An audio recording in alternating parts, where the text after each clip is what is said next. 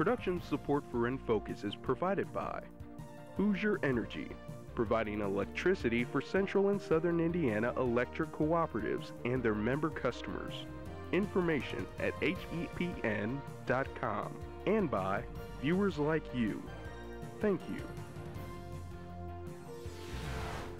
In 2009, more than 1.5 million Hoosiers volunteered their time, contributing nearly 206 million hours and $4.3 billion in services. Much of that time is attributed to young adults who face an increasingly competitive college admissions process and high unemployment rates. Many now look to utilize national and local service programs to improve resumes and, in some cases, earn college credit. Tonight, we put volunteerism and community service in focus.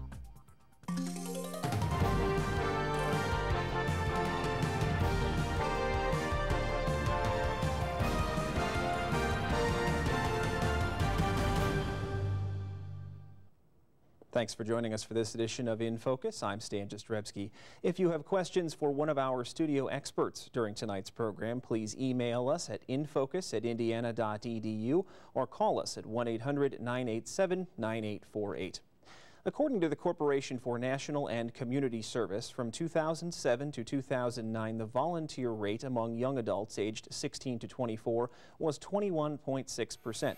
As a state, Indiana ranked 35th on the list, with about 1/5 of its young adults volunteering. According to the CNCC, the 5 mid-sized cities with the highest volunteer rates all have one thing in common.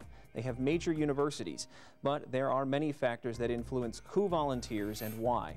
The number of nonprofits per capita, unemployment rates, and how educated a community is all play a role.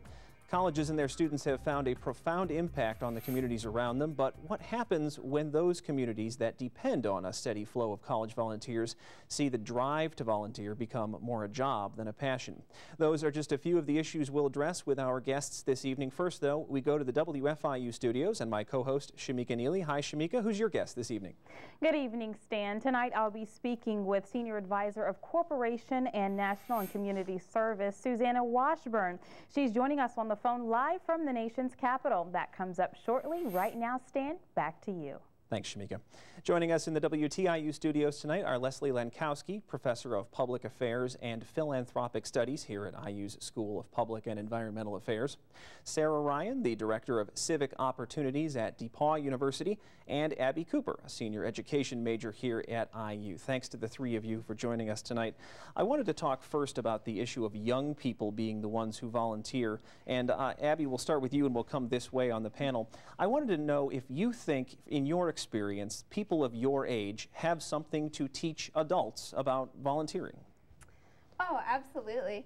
I think college students have so much energy and so much excitement about volunteering.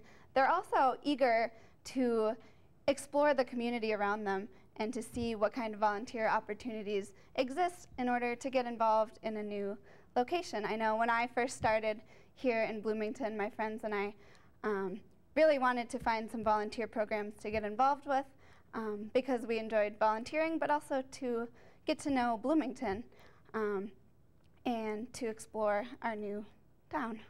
Sarah, what about with the Bonner Scholars program that you're involved with at DePauw? What do you find from talking with both the students and with the people that they are placed with in terms of the learning and the back and forth about volunteering?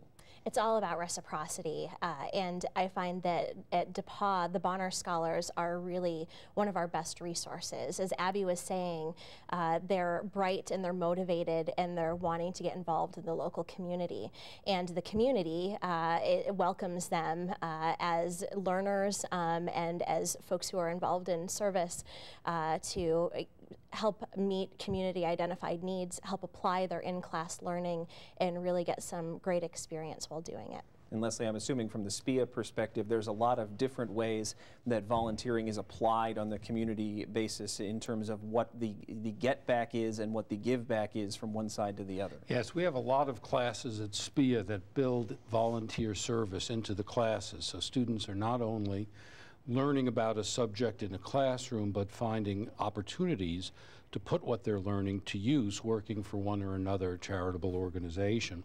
We also know here at Indiana University about half of all the seniors are like Abby, volunteering extensively, and that's great. In fact, recently, Indiana University was honored by the Carnegie Foundation with a classification as a university that is engaged in its community, and we are always looking for new ways to do that.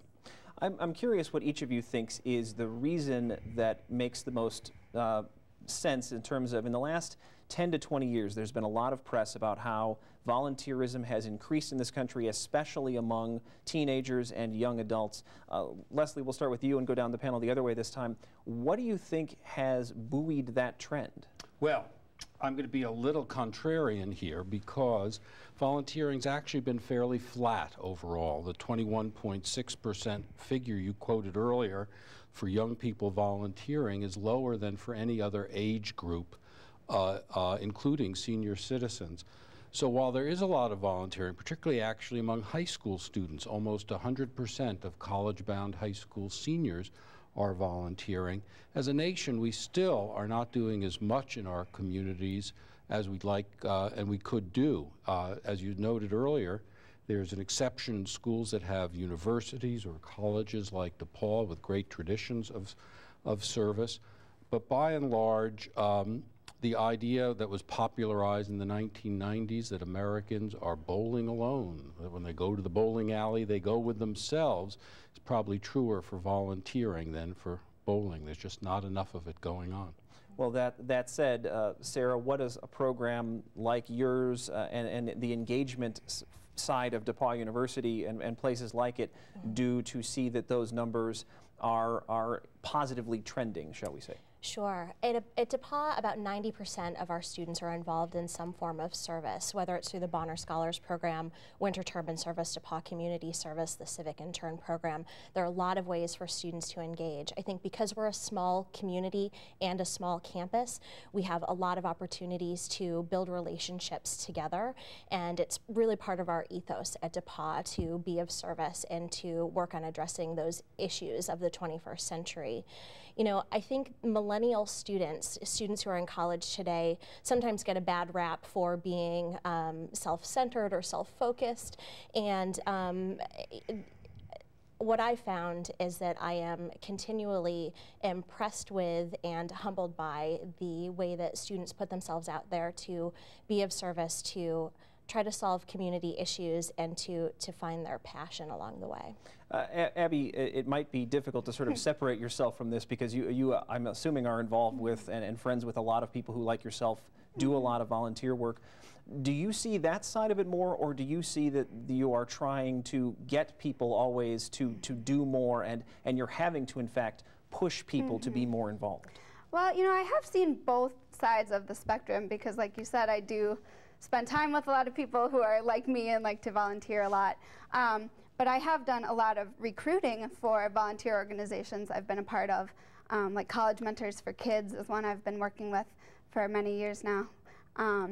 And I found with programs like that, a lot of the issue is awareness. College students, you have to get the word out, and it's all about the advertising and the putting posters up and telling people that A, there is a need, and B, here's how you can help to fill it. And I think through technology and through Facebook and some of the mediums that are so popular on college campuses, students are understanding some of the programs that are available and how they can get involved, and that they're really needed. Sarah mentioned the millennial students. I wonder if you and the people you are talking with in terms of student volunteers think that there's this prevailing feeling that maybe, as we mentioned in the opening, that in the midst of a recession, in the midst of a competitive, more and more competitive college applications process, that if you're going to volunteer, you need to be getting something back for your time in order to see a return on your investment. Is there that feeling at all, do you think?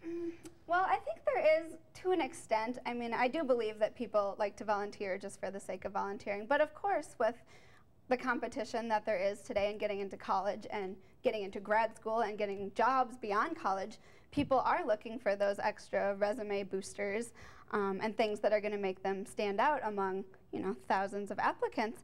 But, you know, I think it can work for the volunteer organizations if they're willing to understand that that's going to happen, and it can actually end up being a win-win, because if an organization needs volunteers and a person needs volunteer hours, if they show up and do the volunteer work with a smile on their face, you know, everyone wins. All right, I want to get back to this discussion in just a minute.